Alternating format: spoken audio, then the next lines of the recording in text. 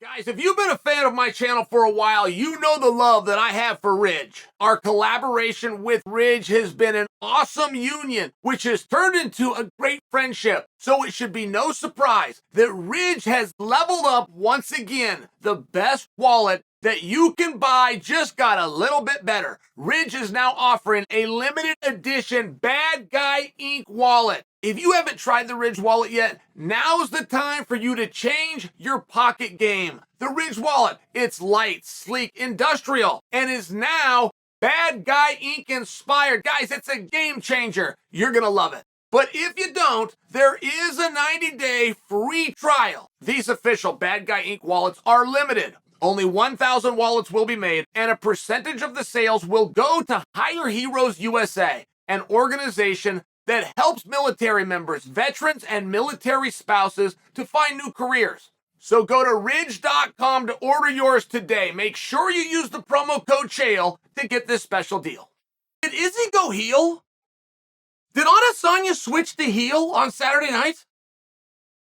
All right, Adesanya gets the win. He then has a piece of theater with Alex's son. Now, I would have missed this.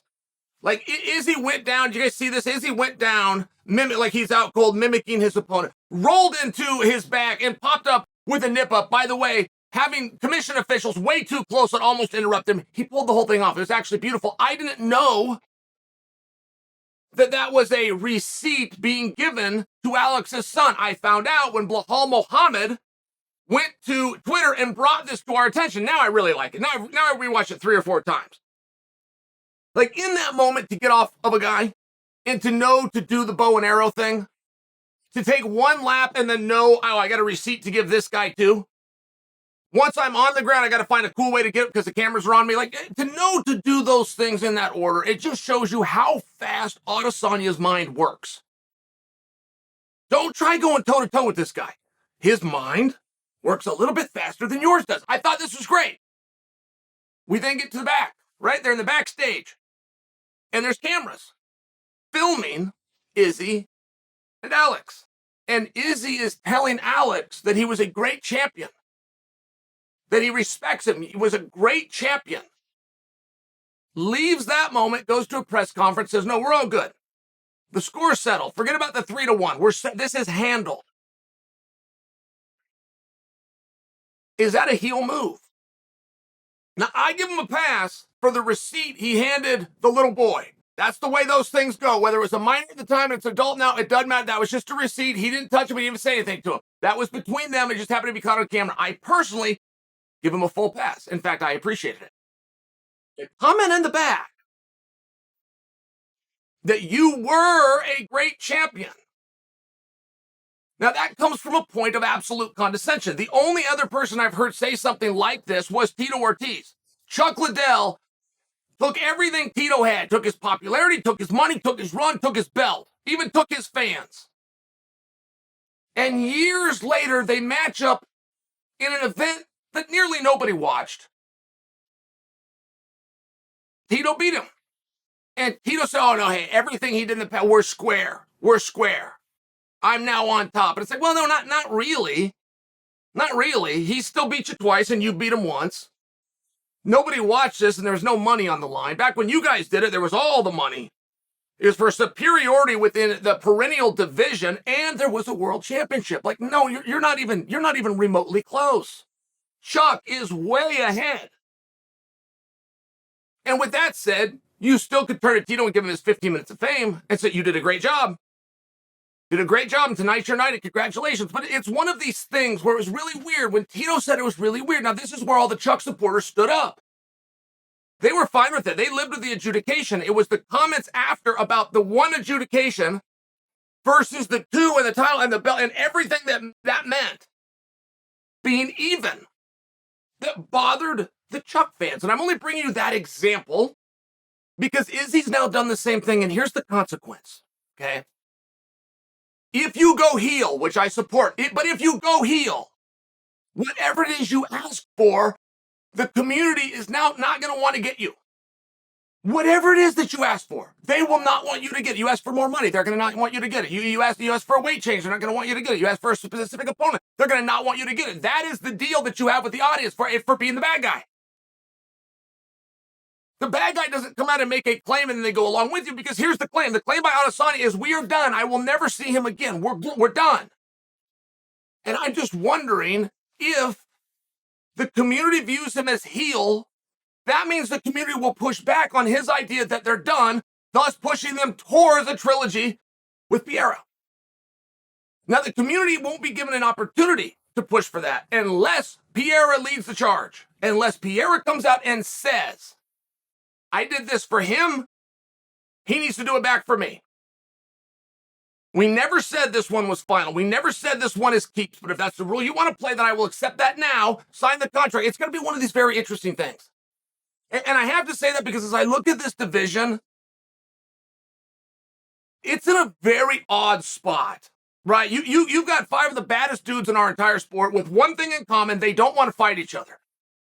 Now, we got a whole bunch of divisions with a whole bunch of fake tough guys. This one just has the most. These guys do not want to fight each other.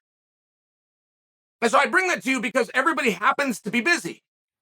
Except for Sean Strickland, except for Robert Whittaker, which, by the way, get them together, that's a great fight. But you have to have the champion fight somebody. Nobody's called out Pereira, and nobody will. They should. They never want to call out the loser. They should call out the loser. He's wide open. He's available. They should go after him. But they don't, and they won't, and we're just going to have to wait and see. Putting Whittaker into that spot could happen, but it's the last thing that they want to happen. I'm going to word it like that and just be nice. Whittaker's involvement in their rematch did not make people happy. I'm going to leave it at that. So what do you do? What do you do with Izzy? What do you do with Pierre? Do you put them back together? And if you don't put them together, how and why? And if you don't put them together and you can establish the how and why, for how long does that purgatory that Pereira sits in have to last? I mean, is he the new Colby Covington where he can't get back into that spot as long as this guy sits at the top of it? If Pereira wants it, but they don't want to give it to him, he's still going to be ranked number 2. Can he go and fight a guy and possibly another guy and then get it back? Or is it just he can never go back to him? Because if that's the case, tell him now, let him go to 205 pounds. I spoke to somebody that's very close with Pereira yesterday. They told me something I had not considered and I did not know, but they know him very well. They said, Chael, he's not going to ask for this rematch. He doesn't even care if he gets the rematch. I said, really? That surprises me. Why would you say it? He said, well, that's just not how his mind works as a competitor. This guy knows him very well. He said, it's not how his mind works as a competitor. If you said to him, do you want to beat Adesanya? He's going to look at you and say, I have beaten Adesanya. If you say, yeah, but this is for the world championship, he's going to say, but I had that world championship. The way his mind works is once he's climbed a mountain, he wants to then climb a different mountain, which in this case is 205 pounds, which we've expected anyway. We've expected and we've suspected. But it's still a massive talking point. If he's able to leave and go to 205 pounds, you're now left with a very obvious, Robert Whittaker is just staring you right in the face, which is a match they don't want to make. Okay. You then have, you guys see where this gets complicated? If Pereira stays and you don't give him the title fight, see how things are really complicated now? Why did you not give it to him? He obviously deserved it. He's obviously earned it. So now you're going to tell him to go beat up some other guys in the event that he could then earn it, which he already has, and you're not giving it to him? I mean, do you see the problem? If he leaves, you have just as big of a problem, which is who are you going to give it to? And if you're looking at Whittaker, who's the most obvious guy without a dance partner, you're still looking at a guy that's had the opportunity twice, right? I mean, you're right back in this exact same position. We then have, out of nowhere, I mean, this one came swooping in on a 6, Jan Blachowicz. And Jan said to Izzy, I will come to 185 pounds. We will do a rematch. I gave you a shot at my belt. Now we're going to do it again, but at your weight class and for your belt. That's not a terrible argument. It's not. As far as being compelling, and this isn't just my opinion, he put this out on Twitter, and then it shows you how many people have seen it. 2.4 million people have seen it. He's only had 48 hours. In 48 hours, he got 2.4 million people that at least saw it. That's big. That's a big hit. It also appears to be a tell by Blachowicz that he doesn't feel he can get a number one contenders match in his own division. I don't know that he's wrong. I don't blame him for that. I just bring to you that it is a tell. He's saying, I've tried, I've done things behind the scenes. It's not looking like it's going to happen for me here. I'm desperate and I'm ready to leave. I don't have a big problem with that.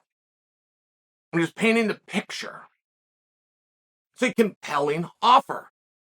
We have a welterweight that's moving up into the division, right? I mean, that might be where we need to go. When we got these 5 badasses that don't want to fight each other, we might need welterweights to come up. We might need light heavyweights to come down. We're looking in all directions, right? We got Chimaev from welter coming up to the division, making it red hot, looking as though he's one away from a title shot. I'm just making these suggestions for you because it really is a precarious spot. How is Alex going to respond? Is he going to demand a title match? Because if he does, and the audience believes that Izzy's gone heel, they're going to back Pereira. And it's going to be loud and it's going to be boisterous. It's going to be very hard to deny. Is that the direction we're going? I wish somebody would just tell us sooner, because if you tell us and the answer is yes, we can also then go find something for Robert Whittaker and Sean Strickland, which should be them fighting each other. We can just go find other things to do. But we need the chips to start falling into place, so let's start at the very top. Who's next for the champ?